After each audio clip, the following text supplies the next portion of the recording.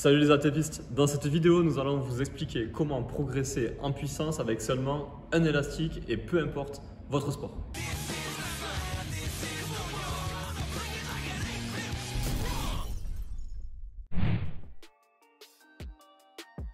On va se servir d'un élastique pour 5 raisons. Première raison, c'est l'augmentation continue de la tension au fur et à mesure de la course du mouvement. Raison 2, qui découle de la première raison, vous allez avoir une production de la puissance qui est progressive tout le long du mouvement. Avantage numéro 3, c'est qu'un élastique c'est petit, ça coûte pas cher, vous pouvez facilement le mettre dans un sac pour pouvoir travailler votre puissance à la maison ou au bord d'un terrain.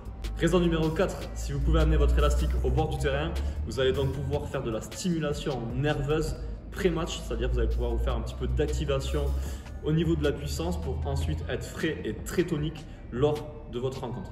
Dernier avantage, la puissance c'est bien, mais si on est au bord du terrain et qu'on regarde ses potes jouer, ça sert à rien. Donc l'élastique est un bon moyen de vous préparer physiquement et d'éviter les blessures grâce à plein de renforts fonctionnels. Il y en a un bon paquet sur la chaîne, on vous laisse fouiner un petit peu dessus. Comment réaliser et structurer une séance de préparation physique avec un élastique? Premier élément à avoir en tête, c'est tout simplement d'utiliser des exercices qui sont simples et basiques. Deuxième élément, ça va être l'intention de vitesse sur vos mouvements. À chaque mouvement, vous allez vouloir bouger de la façon la plus rapide possible, de façon à développer le plus de puissance possible. Si vous voulez en savoir plus, on a fait une grosse playlist basée sur la puissance disponible juste ici. Élément suivant essentiel, vous allez utiliser 1 à 2 exercices pour développer la puissance sur 2 patterns différents. Par exemple, un pattern de poussée verticale et un pattern de poussée horizontale. N'oubliez pas tout ce qui est travail sur le plan latéral. Suite à votre travail de puissance sur vos patterns moteurs, comme l'a dit Mathieu précédemment, rien ne vaut un renfort spécifique à faire à élastique. En suivant, on pense notamment aux ischios qui sont très sollicités lors des sprints et aux adducteurs chez les footeux par exemple.